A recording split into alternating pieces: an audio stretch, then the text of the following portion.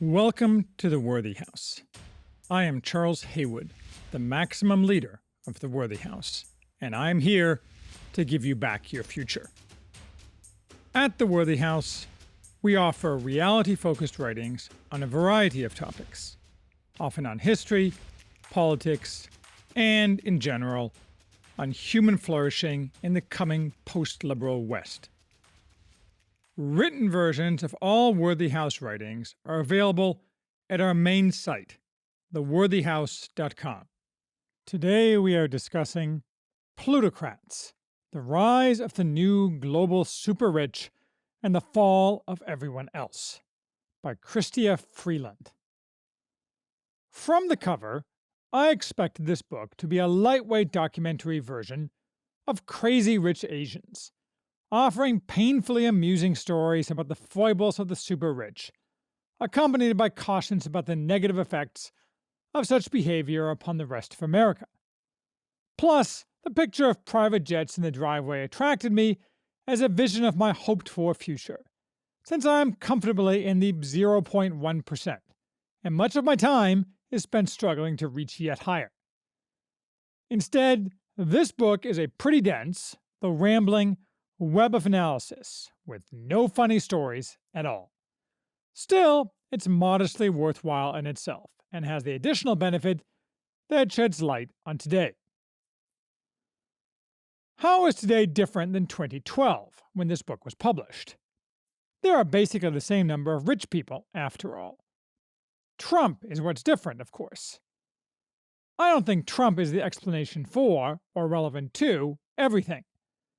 But the perception of the American plutocracy by ordinary Americans, of its attitudes and of how it got its money, is a large part of why Trump was elected. This book, because it says nothing about Trump, says a great deal about Trump.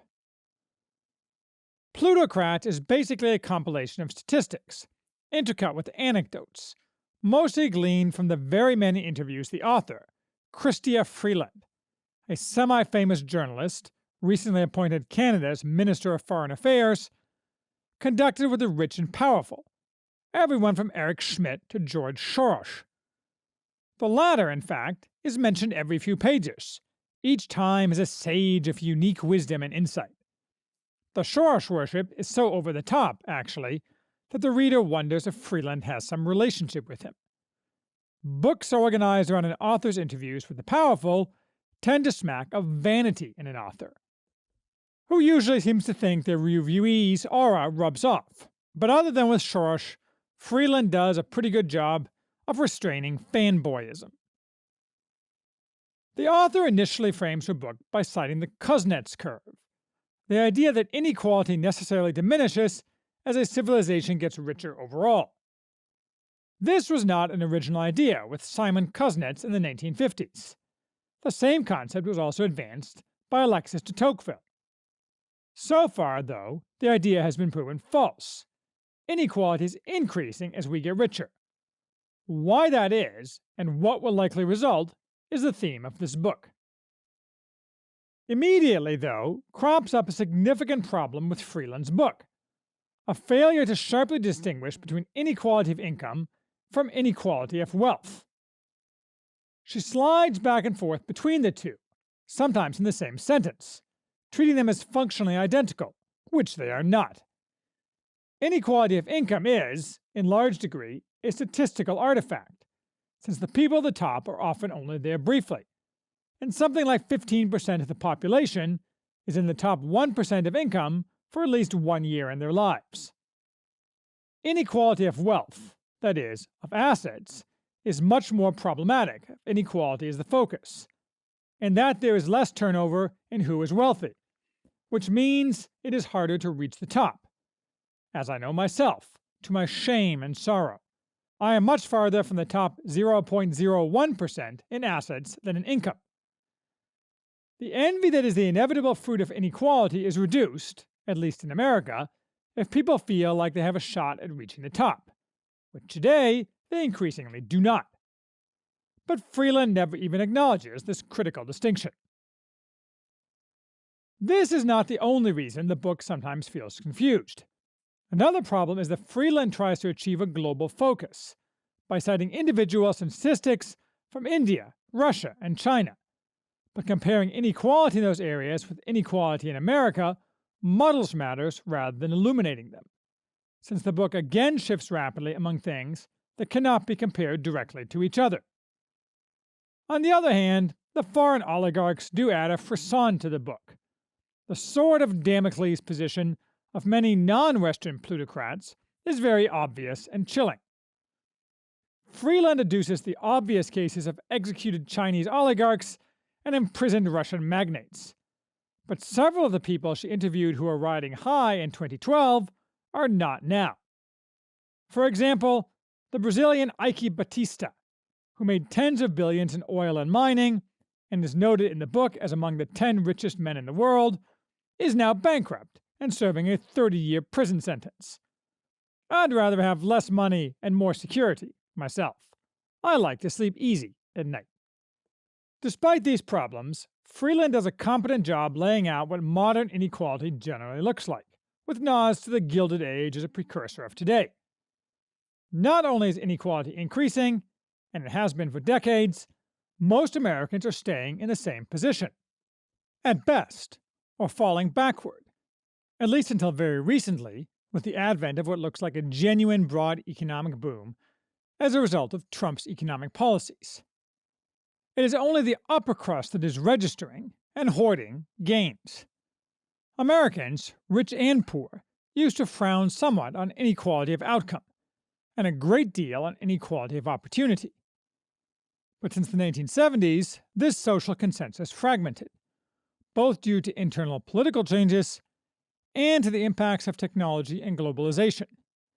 The world as a whole got richer, and very many foreigners were pulled out of poverty by the free market, not by Western charity, but large numbers of Americans did not share in the bounty, and the elites stopped caring.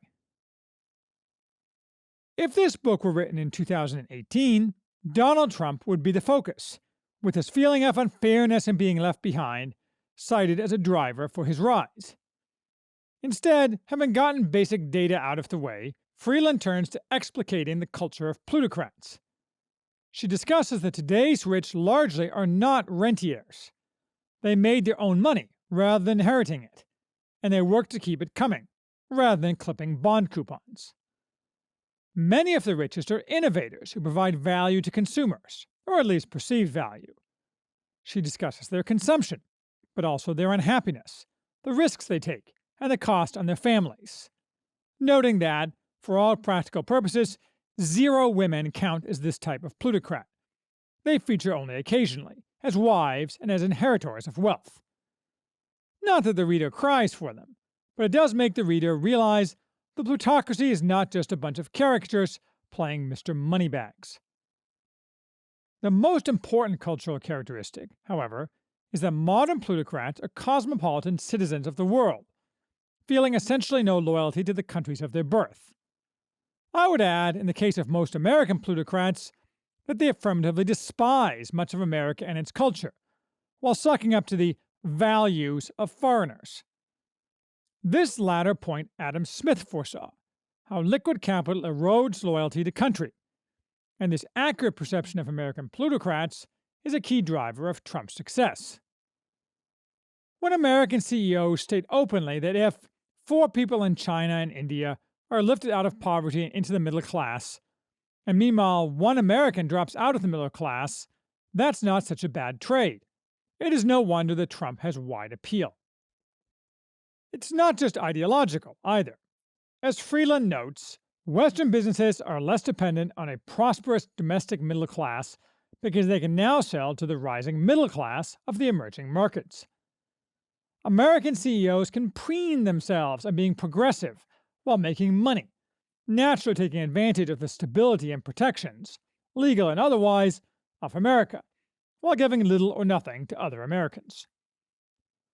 Finally, along the same lines of plutocrat culture, Freeland notes the coarsening effect of privilege and the feeling of plutocrats that the world should be built around you and your needs. This is not news. I distinctly remember that when I first became rich, noting the creeping tendency to feel that the rules didn't apply to me, something that has to be continuously fought against, and is why in past ages the obligations of the aristocracy to the masses were taken seriously and drummed into young aristocrats. Unfortunately, along with the rest of taught virtue, that instruction is gone, and the result is the rich kids of Instagram, Dominique Strauss-Kahn, and myriad other appalling behavior. Freeland then takes a lengthy tangent, talking about economic superstars, people at the top of various industries, from music to finance, who make vastly more than most in their line of work. This effect compounds as society as a whole gets richer, since those with the money chase hiring the best in every area, from lawyers to art, who by definition are in limited supply. Technology enhances the effect. The top 19th century opera singers could still only reach a limited number of people, but today's superstars can often sell to millions. All this is interesting enough, but feels a lot like padding out the book. Next, we get a second long tangent, talking about the impact on plutocracy of revolutions around the world, both real revolutions and economic revolutions such as technology in general and the Russian fire sale of assets. Freeland overrates the impact of computers. Only someone quite ignorant could claim that computers are equivalent in impact to electricity and the internal combustion engine. All of these contributed to the composition of today's plutocratic class, and Freeland seems to be trying to say the plutocrats risk a new revolution less beneficial to them, or hence end up on pikes. Most interesting to me is how often, when Freeland quotes various plutocrats, variations on the phrase value creation crop up. That's because many plutocrats get their wealth from non-productive activities, from businesses that most definitely do not create value. We tend to focus on the high-profile actual creators of value. Whatever you may think of Jeff Bezos, he earned his money. It is far less clear, though, where the big companies that have enriched their owners because people are willing to pay for what they offer have actually created social value. If Facebook, Twitter, and Snapchat disappeared, and maybe Amazon too, the world would probably be better off. Mark Zuckerberg is not Henry Ford or even Jay Gould. But many plutocrats, less high profile for good reason, got rich from crony capitalism of various types, ranging from overt bribery in many countries to regulatory capture in the United States, or from being transactions costs, as is true for much of the financial plutocracy and many of the lawyers. That is not creating value. Again, most of non-plutocratic America distinguishes how a plutocrat made his wealth. It is a variation on the known phenomenon that the working class resents those rich who are perceived to have earned their wealth much less than the parasitical rich, and far less than they resent the professional managerial elite. Freeland wanders along, ending up talking about active inertia, how every plutocrat eventually cannot keep up with change and remains stuck in his rut, except for truly wonderful and exceptional geniuses like, you guessed it, George Soros. Finally, though, we get back on track. If the track is the problem with today's plutocrats, with the whole chapter on rent-seeking.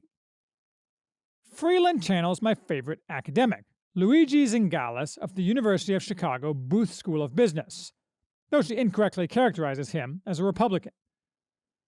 Zingales makes the key distinction between being pro-market and pro-business.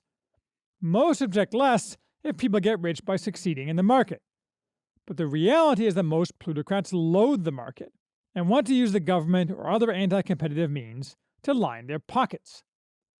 Of course, the best recent example of such behavior is the massive bailouts of firms during and after the 2008 financial crisis, socializing losses while privatizing gains, all of which firms should simply have been forced into bankruptcy, their equity owners wiped out, and their executives disgraced. Instead, Goldman Sachs bankers and their acolytes robbed America. Zingales, less histrionic than me, is famous for noting that Treasury Secretary Henry Paulson, when he argued that the world as he knew it would end if Congress did not approve the $700 billion bailout, to an extent he was right. His world, the world he lived in, worked in, would have ended had there not been a bailout. But Henry Paulson's world is not the world most Americans live in, or even the world in which our economy as a whole exists. Damn Skippy. That's just one example of rent-seeking in one industry, and 2008 is merely the most naked example. Unfortunately, though, Freeland does a bad job of providing specifics about rent-seeking, merely muttering darkly mostly about deregulation, which is not the main driver of crony capitalism. Like Rana Foroohar in her book Makers and Takers, we never get the details. And as I complained when talking about Neil Ferguson's recent The Square and the Tower, despite its immense power, the network of Goldman Sachs is never unraveled and exposed. I was talking to a Jewish friend of mine yesterday, who by chance mentioned that many Jews see criticism of George Soros and Goldman Sachs as anti-Semitic dog whistles. For the record, I think Jews and Israel are awesome, and not just in the "some of my best friends are Jews" sense. Even so, Soros is the great Satan. In fact, deregulation is irrelevant to the point at hand, since regulation is mostly not designed to hamper crony capitalism, but rather to reduce fraud. So deregulation, to the extent it leads to a free market and is pro-market rather than pro-business, is the opposite of crony capitalism. Freeman glosses over that this is exactly what Zingala says, even though she quotes him for this precise point. The real problem, which Freeman only touched on in passing, is regulatory and legislative capture. The reader would benefit from more detail, such as, for example, how the stock offering market, which was hoped to be democratized by the internet, is still a walled garden for underwriters who take no actual risk, just a massive slice off the top of money that should go to stockholders. Freeman isn't wrong about rent-seeking, but her explanation is deficient. The free market creates winners and losers, to be sure, and there's a strong argument that in the modern world, with the leverage that technology and globalization provides, the talented will always pull away from the mass. Freeland hints at this, quoting Andrew Carnegie. The experienced in affairs always rate the man whose services can be obtained as partner as not only the first consideration, but such as render the question of his capital scarcely worth considering. For such men soon create capital. In the hands of those without the special talent required, capital soon takes wings. This is the truth. I can count on the fingers of one hand the number of people I know personally with a real talent to create capital in this way. The vast majority of people, even those in the elite, simply are not capable of operating at the top level of actual wealth creation. Such rare people, almost all men, again, will nearly always become rich, if they desire it. But that does not absolve them of responsibility to the rest of society, and it is that disconnect that is the real problem with today's plutocracy. Freeland tells us of the institutions that permit social mobility that it takes economic redistribution, i.e. taxes, to pay for those institutions. That's false. Almost all taxes are spent to line the pockets of the elite, or to provide for the poor, not the working masses who struggle along. Not to mention that most social mobility is not the result of government institutions, but of the right culture not hampered by the government. The responsibility of plutocrats here is not to pay more taxes, but to pay attention, in business and politics, to the interests of those less successful. Freeland ends by comparing us to Venice, which is said to have declined after its oligarchy closed its ranks to new entrants and clamped down on vigorous entrepreneurialism. Only partially true, but given that Venice never regained even a fraction of its power, security, or relevancy, that doesn't help us much. Nor does Freeland offer us even a hint of what we should do. I have a few ideas, though. We can start by having Congress break up all large finance entities and aggressively discourage future rent-seeking, capture, and revolving door activity. Among other methods, we should forbid, under penalty of 10 years imprisonment, any work of any kind in the financial industry by former government employees. Also, anyone who has ever worked at Goldman Sachs, even as an intern or secretary, should be instantly fired from any position in the federal government and barred from ever working in government again. It's not just finance, though. That's the tip of the iceberg. I think we should return to the Brandeisian view of antitrust law, viewing with deep suspicion all concentrations of corporate economic power.